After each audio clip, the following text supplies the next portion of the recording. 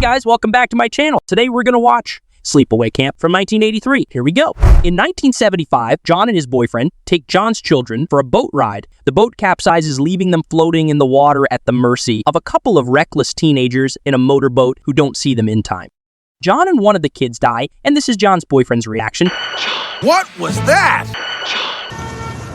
Anyway, 8 years later, we see Angela, now grown up, living with her cousin Richard and her aunt, a doctor who is often distracted and ties strings around her finger so she doesn't forget things. She says goodbye to the children who are going to summer camp. We meet some characters there, like this old man who owns the camp, wears socks pulled up to the top, and smokes Cubans. Or Judy, a bad girl who only appears to annoy the introverted Angela throughout the entire movie. This counselor named Meg also torments Angela. Here, she draws this other counselor's attention to Angela because she's not eating, so he takes her into the kitchen to pick out something else to eat, but leaves her alone with this perverted cook who takes her aside for you know exactly what. That's when Richard comes in and thwarts his evil intentions. They both run out of there. Later, this pervert is alone in the kitchen, and suddenly an unseen figure appears from behind and moves his chair until he falls over, causing the large stock pot of boiling water to tip over on him. This pervert is taken to the hospital. Unfortunately, we never see him again, and the owner bribes the cook so they don't talk about what happened. During the day, everyone is doing camp stuff, and at night there is a social where these bullies pick on Angela. But once again, her cousin Richard shows up to defend her. There is a fight, but a counselor breaks them up. This is Paul, Richard's friend, and the only one who befriends Angela. They chat while Judy glares at her. The party ends and everyone leaves. Guys go to the lake to pick up girls skinny dipping and canoeing. These two take a canoe ride, and this bully capsizes it on purpose. The girl, angry, swims away and he is left alone when the mysterious figure suddenly appears and drowns him. The next day, this lifeguard finds the bully's dead body. With the police and coroners there, this old man is only worried about the repercussions of this death on his camp. Here, Paul keeps trying to pick up Angela while these bitches keep pick on her. At night, the campers watch a movie. These two leave together, and he kisses her on the sly, but Angela, uncomfortable, returns to her bunk, and Judy makes fun of him because of Angela. The next day, same thing, some peace, and she shows up just to bother Angela, but now these guys on the roof are also bothering Angela by throwing water balloons at her.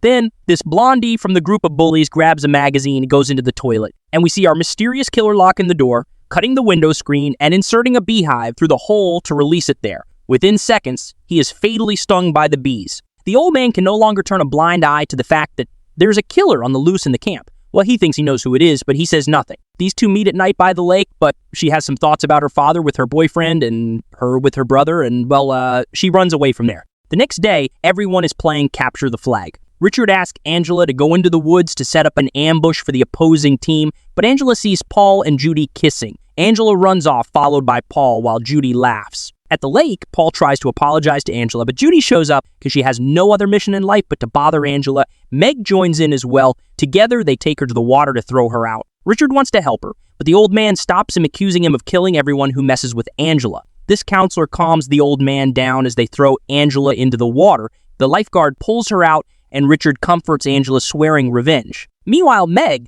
don't ask me why, but she wants to hook up with the old man, and they arrange to meet that night. So she goes to take a shower, at which point the killer shows up. This other counselor takes the kids camping in the woods. Paul keeps trying to apologize to Angela, and she asks to meet him at the lake after the social. Well, some of the kids want to go back to the bunk, so the counselor takes them away, leaving the rest sleeping there. And that's where we see our killer wandering around and setting his sights on an axe. He's looking for Meg but can't find her anywhere until he enters the shower. He discovers her body, and we discover the worst acting in the movie. He did this to get back at me. Let him go. I'll stop him. Gotta stop him. He'll never get away from me again. Here, Judy is curling her hair, and someone comes into her room. The killer knocks her out, covers her face with a pillow, grabs the curling iron, and this is all we see. This guy returns to the woods only to find the rest of the children in a bloodbath. He is alerted to what happened to the children, and then he warns the others. Meanwhile, Richard is walking around eating some snacks when he's caught by the old man. Unhinged, he beats him up for all the debts at the camp and then runs, but he's just intercepted.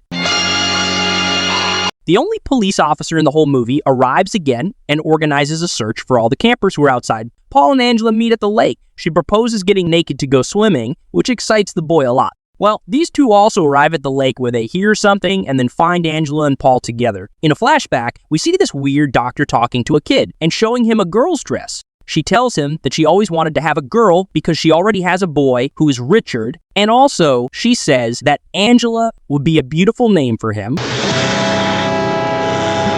Angela never survived that motorboat accident. Her brother Peter did. God, she's a boy. Seriously? That's what surprised you? Man, you got a knife, a headless kid, and this face. By the way, I need to go change my underwear. Well, that's all. This was Sleepaway Camp. I'm gonna rate this movie with 3 stars. 2 for this movie, and 1 for this face. Yeah, thanks for the nightmares, Angela. I hope you enjoyed it. Like and subscribe for more. Thanks for watching, and See you next time, everybody!